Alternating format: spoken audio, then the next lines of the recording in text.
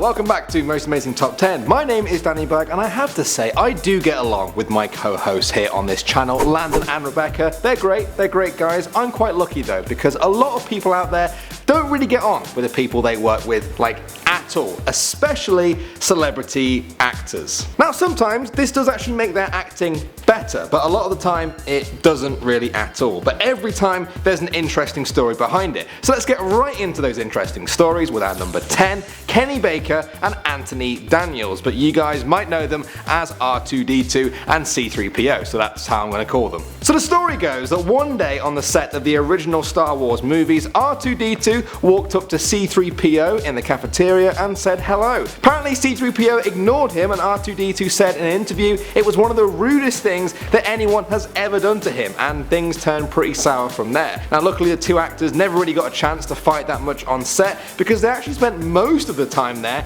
cooped up inside, their outfits, their costumes. But the bitterness actually went on for years. Even in 2008 when a Star Wars cast reunion was being planned, R2-D2 said, "If you invite his lordship, the one with the golden balls, I won't be there." Personally, I'm just wondering how does he know that C3PO has...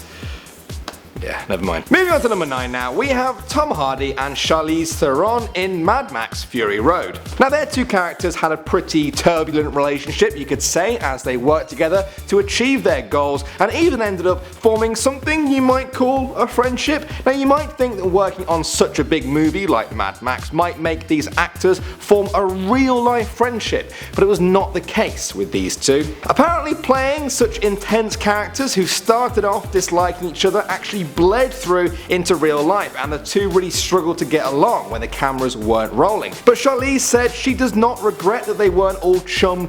The movie might have been 10 times worse if they were. So next time you guys fall out with a friend, just say you're doing it to create, a film masterpiece. You can do that. Moving on to number 8 now, we have Will Smith and Jeanette Hubert. Now if you're a fan of The Fresh Prince of Bel-Air, you'll know two things. One, it was the show that launched Will Smith to stardom, and two, the woman who played his Aunt Viv seemed to randomly change after the first couple of seasons. Now this is because the actress who played her fell out with most of the cast, but especially Will Smith. People who worked with them both said they constantly clashed on set.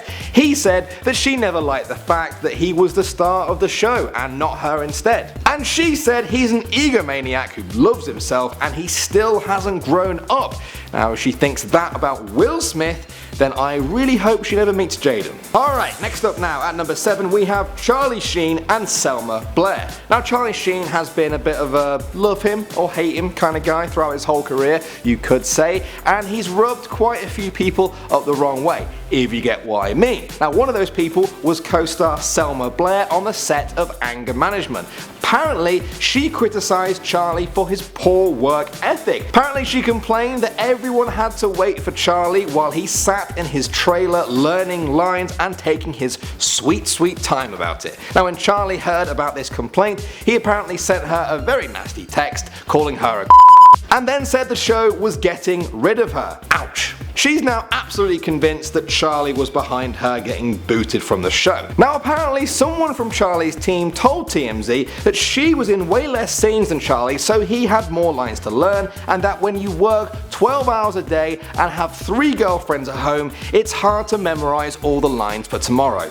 Oh, shut up.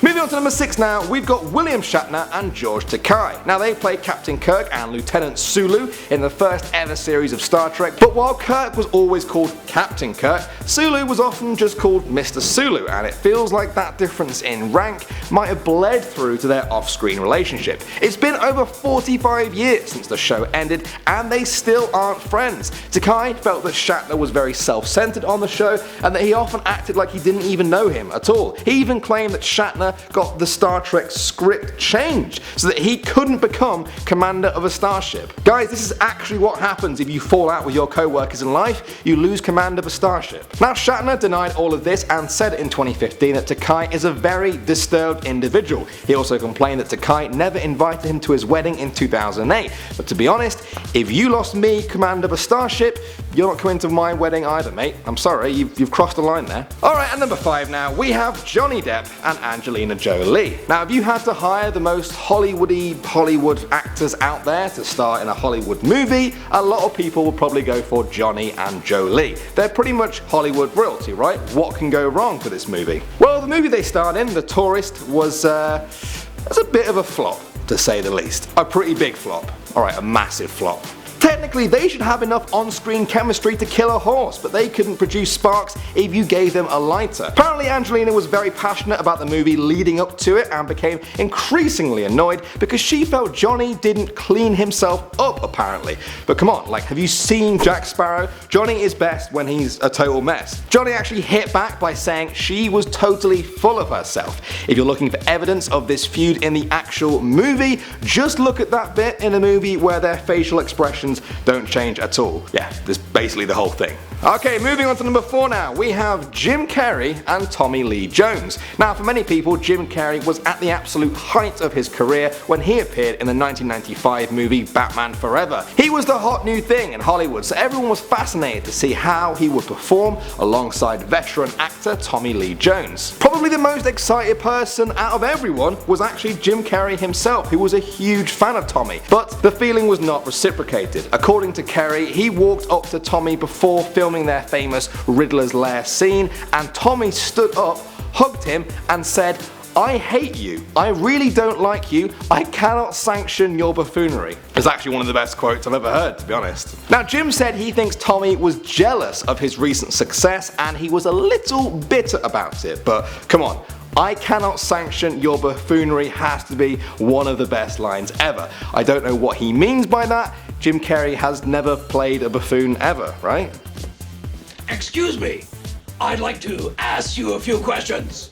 At number 3 now, we have Pierce Brosnan and Teri Hatcher. Now, before Daniel Craig was James Bond, there was Pierce Brosnan. In 1998, he starred in Tomorrow Never Dies alongside Teri Hatcher. You might recognize her from Desperate Housewives. Well, back during the filming of this movie, she was apparently not very good at checking her watch. Pierce said he got very upset with her and that she apparently kept everyone waiting for hours when she just didn't show up. At some point, it all boiled over and he admitted saying a few words which weren't very nice to her. I bet he was just like, "Listen, love, do you know who I am? I'm James Bloody Bond, alright? Get here on time or just don't get here at all." Well, it turned out that Teri was actually suffering from morning sickness because she was pregnant and wasn't feeling very well. Ooh, ouch, bet Pierce was feeling a little bit silly, right? Well, apparently not. He just said, "These things happen." Yeah, I know. How cheeky is that? You cheeky Bond. Coming in number 2 now, we have Leonardo Dicaprio and Claire Danes. Now, before Leo ever stepped foot on the Titanic,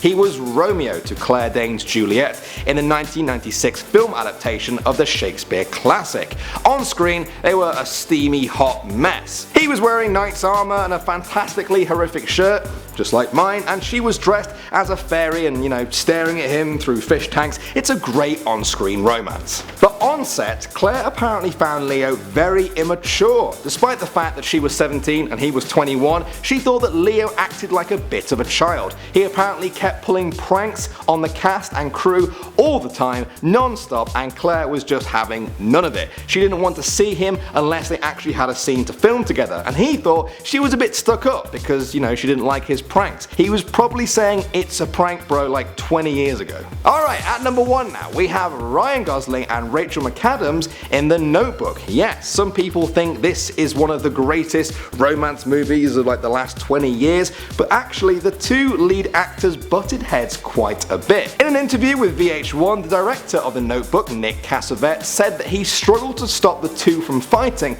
and one day it got really bad. He said that Ryan walked up to him in front of like 150 people ready to film a big scene and said, "Would you take her out of here and bring in another actress to read the lines off camera with me? I can't do it with her." Yeah, they fought so much that he pretty much tried to get her kicked off the movie. They had a big shouting match, finished filming the award-winning movie, and then went on to date for 3 years. That sounds like more of an intense movie than The Notebook. Well guys, that was our list of co-stars who did not get along on set. Did any of them surprise you? Do you know any better ones? And again, how does R2-D2 know that C-3PO has...